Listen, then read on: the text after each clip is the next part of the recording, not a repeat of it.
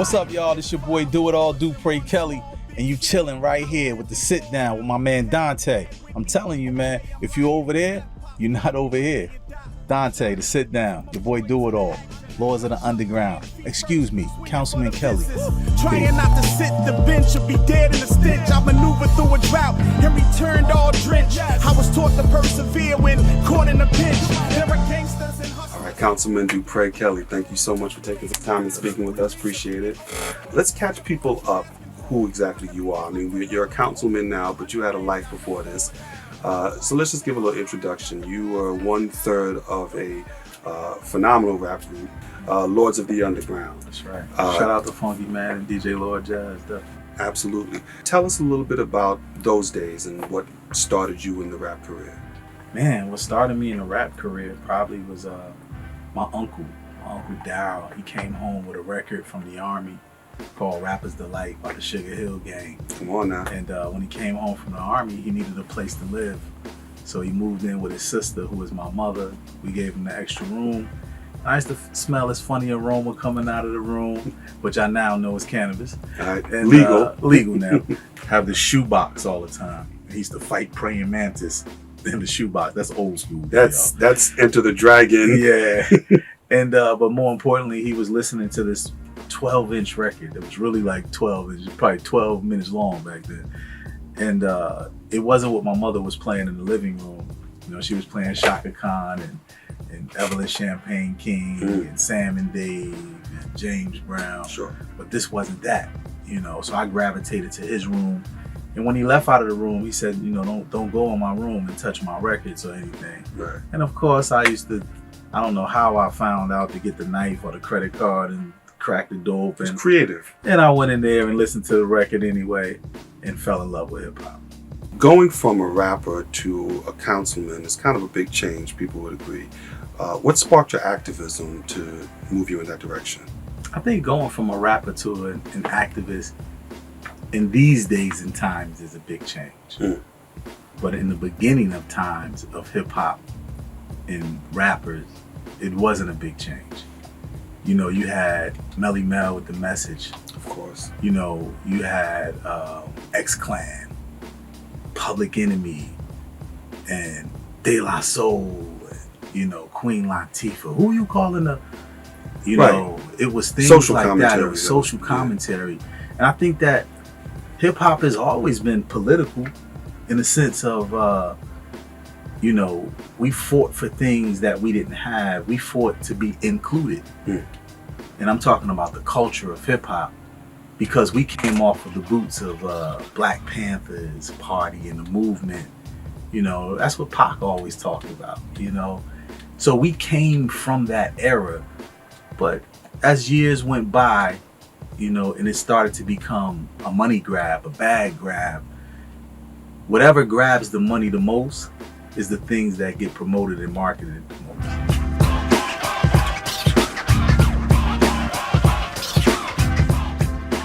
Do you feel that the music industry as a whole, and specifically for rappers, that the industry doesn't want you to be thinking and doesn't want you to be involved in uplifting people and uplifting impoverished people? We can say that.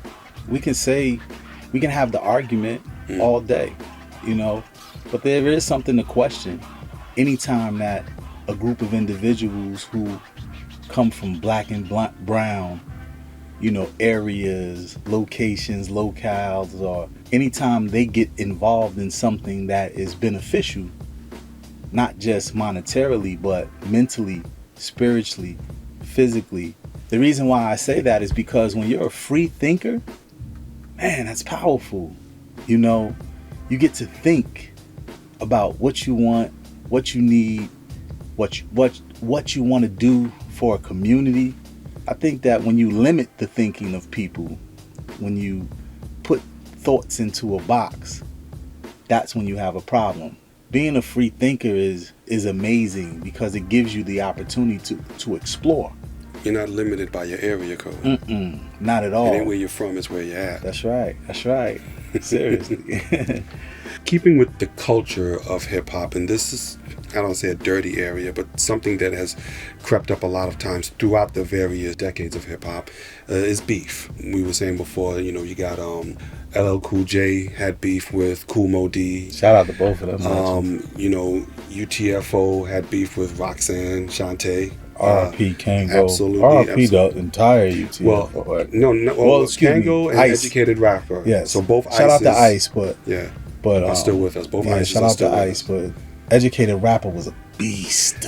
People don't understand that. You got to go back and study. Ooh, I mean, he was a monster. He earned the singing. title Educated Rapper. Yeah. He wasn't slept on at all. Shout out to Kango, man, because he was definitely a close friend of mine. Man. Childhood friend of mine. I like to say I knew him before the hat. Yeah. And so. And shout out to Sia. We love you, Sia. Absolutely, the whole Fakir family. You know what I'm saying? Shout out to the whole family. But so as I was saying, hip hop, beef was always a part of and Biggie and Pac. I was listing off a few, but Biggie and Pac, of course, was the most unfortunate example of that. It took it way, way, way too far. Did the Lords of the Underground have any artists that they had beef with in the hip hop sense? Beef. Yeah, I think that when you're young and you're rich, you're making money, with egos. I think that your male machismo kicks in a lot of times when you're around other alpha males. Sure. I think when you have those two male machismos and those alpha males around each other, and you allow other people in your ear. So people would say, "Oh, they biting off for you," or "They're biting off for you," right. And we, instead of responding, we will react to it. Right. And a reaction that's a great response distinction. is different than responding. Right. So I think we did that, but we're young. We're 19. We're 20. We're 21. Yeah. With money. Yeah. And being the breadwinners for our fame. families and fame. Fame is even more of a drug than money. I think fame is one of the strongest drugs out there. And especially if you're topping it off with money, it's amazing. So yeah, we had the little beef with Das, and one of them from Jersey, one of them from Brooklyn. We're from Jersey, one of us from Cleveland. So every time, the media, it was no social media, so you had to wait 3 months for it to get into a magazine. So an interviewer would ask Das Effect something, right, and they might not have meant it. Like, we could have just been on the road with them. Sure. But 3 months later, we see something come out in the magazine. It was like, we was just with them. But it's 3 months later. And now you got beef. Yeah, stuff like that. So, but once we all got together, we realized that it wasn't no beef. It was just media just perpetuating things that they wanted to do to sell magazines. Right.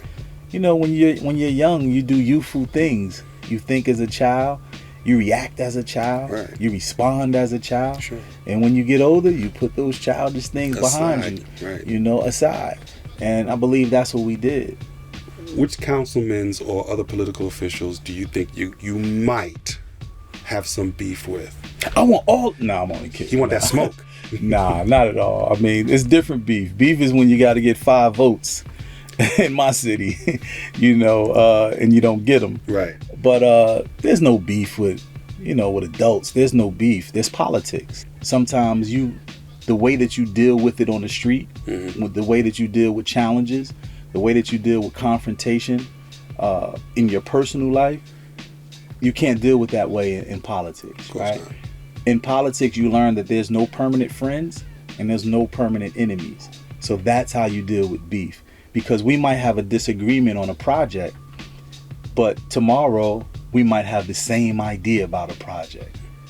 So I can't beef with you because I need you to understand what I'm saying today, and you might need me to understand what you are saying tomorrow. So there's no beef. And honestly, it's not even about us. It's about the people. Right. And that's what we have to remember, that we're making these decisions for the people. So we should be gathering their information to help the people. And that's what our decisions should be made on. What is best for the people of our city. Therefore, what is best for our city. And a lot of times we might disagree in how we arrive to that point. Uphill to climb rough, but I still maneuver well. What you eat, what you kill. Poverty, you make a hitter have zero chill. A believer who could never spin a power wheel. What is best right now for the people of Newark? What are some of the initiatives you want to push forward? Well, I want to push the city forward. I think that our mayor, Raj J. Baraka, has been doing an incredible job in our city in pushing the city forward because he's of Newark. He's a son of Newark. I'm a son of Newark. And I want to see my ward grow. I was born in the West Ward. I was raised in the West Ward. I went to school in the West Ward. I am what you call an indigenous West Warder of Newark, New Jersey. And I want to see it grow. But the only problem is that when things grow, there are growing pains, right? Sure. So that's the difficulty in finding the balance, because everybody wants the city to grow. Oh, I want new buildings. I want skyscrapers. I want development. But the only thing about that is that when you do that, you might have to raise prices on things. Taxes. You might have to raise, and even if it's not necessarily taxes, but even if it's not necessarily raising taxes, the rents might be a little higher. Tickets for cars might be a little higher or whatever. Those type of things. So that is the balance of trying, how do I grow my city without pushing the people out? Without allowing gentrification, and when you can balance that, then you're doing a great job, because everybody's not going to love you. Keep the faith. Don't hide beneath the sirens and hopeless routine of cops and robbers. Keep the faith. Don't disappear in the stories of jailhouse drama and dead bodies in front of corner store bodega. I know that you are working with a company, I believe it's called Shot Spotters. Yeah. Yeah, if you could tell us a little more about that, because that seems like a good way of using technology to help reduce crime in an area by more accurate deployment of police officers. But you could probably give me a little more detail on it than that. Well, Shot Spotters is a technology that we have in Newark, New Jersey that collects the information of when shots are fired. So it doesn't necessarily reduce crime. It just lets us know where the crime is actually happening in real time. And on my city phone right now, I can show you where the shot spotter has led to capture of people who have fired shots. It's led to capture and arrest of people who have been involved in crime. So it's a good technology, but it still doesn't stop the initial crime. It's Sure. like having a camera up. Right. They throw a ski mask on, the camera catches it. Right. The crime still happens. Right. But, to deter crime is having conversations with the people in the community and also with the police. Getting your police agencies together. That's the only way it's going to happen, together. One thing about the police in Newark, New Jersey, we haven't had too many problems with the police because of our leadership. We haven't had any real problem with police because that's not the mindset of our mayor. That's not the mindset of our leader. And if we did have racial profiling or things of that nature, our mayor wouldn't be very happy and heads would fly. They wouldn't have those jobs. The reason why Newark doesn't have that problem is because they know it will be a problem if we did. So Leadership matters. Yes, definitely. Leadership matters. So the forcibly killing of innocent people doesn't really happen in our city. The abuse of officers on victims doesn't really happen too much in our city. The riots about police and rallying against police. See, years ago in the 90s, our mayor was an activist who I walked with, rallied with, stood on the steps of City Hall with, and we used to give the mayor back then demands. We demand a black police chief or a brown police chief.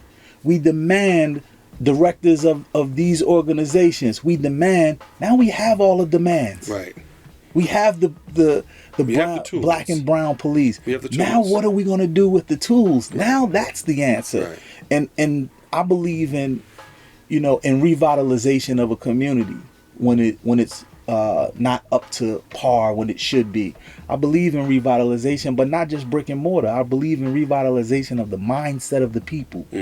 Once you change the mindset of the people, then maybe they'll stop throwing wrappers when they open the food and throw it out the window. Right. But they won't do that in the suburbs. No. But they'll do it in Brooklyn in a certain part. But they won't do it in Manhattan. You know what I mean, so to speak, because they know, oh, the police will give you a ticket here, or the police watching you, or Right. you know, they might not even do it in Long Island or upstate in Westchester, but they'll do it in the Bronx. You have to make them not want to do it. You have to make them not want to do it. Right. But how do you make them not want to do it? You change their mindsets through programming. You change their mindset through initiatives. When you take something from someone, you have to supplement it with something, right? Right. You have to give something back to them. And that's the problem. We have to transfer skill sets that they already have. You have to take initiative and teach these things in your cultural centers. Teach these things in your community centers. And I'm talking about like financial literacy and how to fill the wealth gap and things of that nature. So when you teach them about business and being creative, and what we were talking about off camera earlier, teach them about free thinking. When you think outside the box, you create things that grow outside the box.